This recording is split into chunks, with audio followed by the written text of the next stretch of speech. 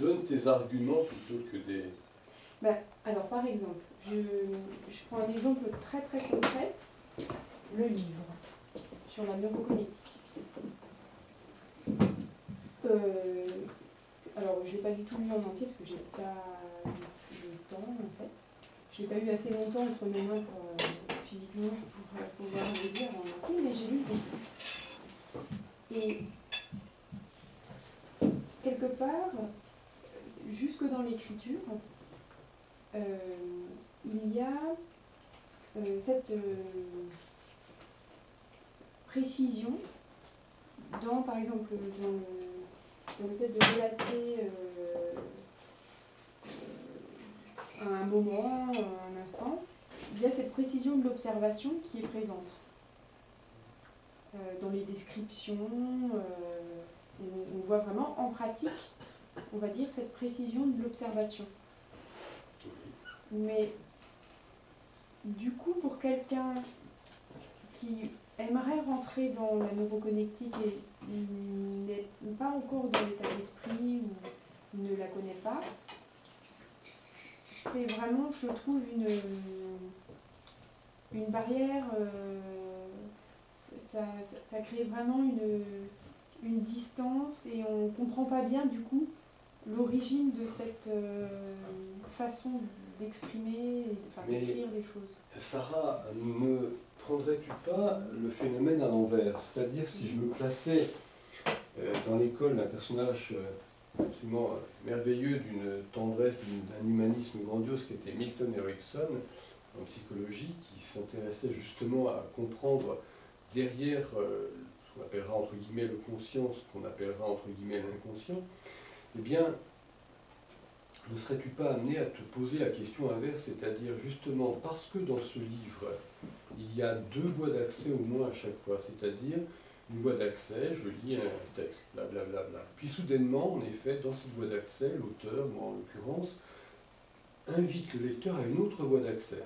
Oh lecteur, sais-tu que tu es en train de lire en ce moment un livre? Évidemment, oui, comme tu le dis, ça semble un peu bizarre, un peu, mais en même temps, si tu te places du point de vue de la mécanicité habituelle, tu vas te dire, oui, ce que tu viens de dire, c'est dérangeant. Mais par contre, si tu t'ouvres, si tu écoutes, si je puis dire, cet être profond qui est en toi, qui est toi, le vrai toi, cet être profond, lui, il est absolument ravi, enchanté. Dans ce texte, il a concrètement ce qu'est la neuroconnectique. Oui. Ce n'est pas simplement un livre sûr, c'est un livre où tu es dedans. Oui. Voilà, je connecte mes neurones tout de suite. On applique immédiatement en lisant. Voilà, je lis, et soudainement, l'auteur m'explique. On peut raisonner, on peut réfléchir, mais on peut aussi être là dans mon corps. J'ai un corps, moi qui suis lecteur. Ah bon, oula, c'est troublant. Et lis, soudainement, et toi, lecteur, es-tu en train de lire, sais-tu garder l'esprit critique vis-à-vis de ce que tu lis, et non pas être hypnotisé par le livre. Voilà, ce que c'est que ce livre. Mais en même temps, ce livre-là, il me met de façon vivante dans la neuroconnectique. Mes neurones se connectent entre eux. Je vois tout à fait. D'ailleurs, j'ai trouvé ça amusant dans le livre, justement, ces petits passages. Je pense aussi que si on veut amener des gens dans l'idée de faire découvrir la neurocognitique, d'élargir son champ d'action, de permettre aux gens d'y accéder de la façon, enfin d'une façon, de la meilleure façon, enfin d'une façon facilitée. Ce qui est peut-être un peu gênant, c'est au contraire, je trouve que cette interpellation finalement du lecteur est vraiment très très intéressante. Et là, mais dans le texte, il y a l'auteur lui-même, il ne demande pas uniquement au lecteur de s'appliquer finalement quelque part ce qu'il lit, l'auteur lui-même se l'applique dans ce qu'il écrit. Et je trouve que voilà, ce double face, pour quelqu'un qui ne sait pas du tout ce que c'est à l'origine, elle perturbe un peu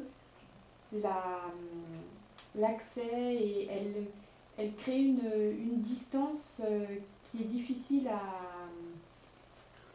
trouve, à franchir. Alors, je te rassure, cela m'a été dit, Oui, ça.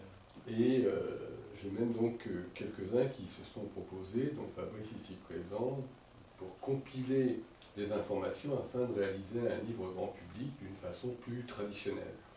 Néanmoins, ce livre, La neuroconnectique, en soi, et c'est comme une œuvre d'art, comme une poésie, me semble intéressant par sa structure, parce que elle met immédiatement dans le bain. On est jeté en plein milieu de la mer Méditerranée, il faut nager, on est dedans, on sait.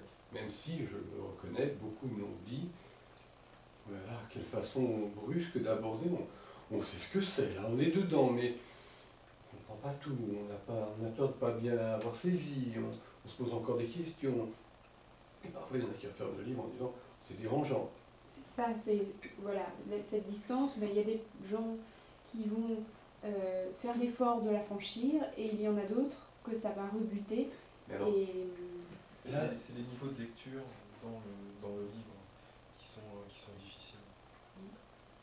là, j'ai envie de dire qu'il y a justement une grande question. À une époque, je donnais régulièrement des conférences dans un club privé, et je me souviens de la problématique qui s'était posée là.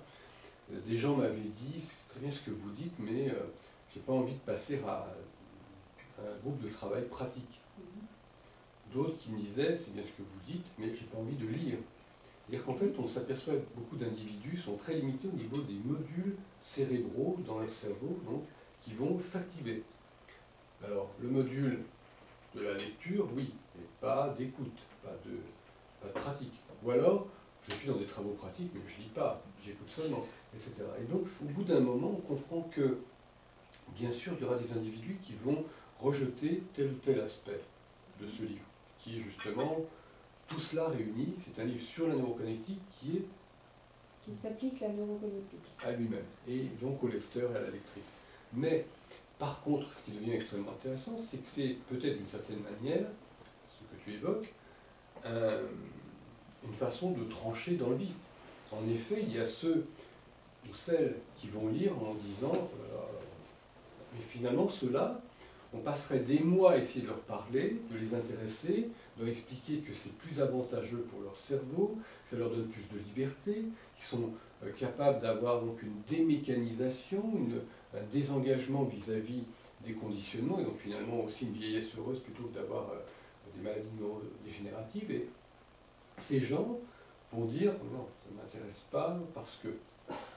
Mais finalement, des autres, ceux qui vont dire ce livre est formidable, il me prend dans tout moi-même, sont ceux qui vont tout de suite dire tout ça m'intéresse. Donc finalement, pourquoi passer beaucoup de temps à écrire des livres pour des gens qui ne vont être que des acteurs livresques? Alors, bien sûr, je viens de le dire à l'instant, j'en suis d'accord qu'il le faut, il le faut d'un point de vue académique, pour que globalement on puisse dire cette discipline, ah oui, un tel m'en ont parlé, parce qu'un tel et un tel et un tel auront lu machinalement, comme ils lisent tous leurs livres, comme des robots, et ils diront, ah c'est intéressant, ah il est intéressant de pouvoir prendre conscience de soi, de connecter des neurones, ah oui c'est simple, ah je comprends. Et qu'est-ce qu'il comprend? C'est la machine strictement intellectuelle, c'est pas l'être entier connecté en lui-même. Donc ce livre-là garde sa saveur. C'est un peu la question de l'adhésion finalement. On peut très bien lire un livre en comprenant son contenu et sans avoir, on peut très bien, et sans y adhérer. Et on peut très bien y adhérer intellectuellement et ne pas avoir envie d'y adhérer Émotionnellement, voilà, jusque sensoriellement. sur lui, dans son mode de vie, dans sa façon de. Ça se conçoit.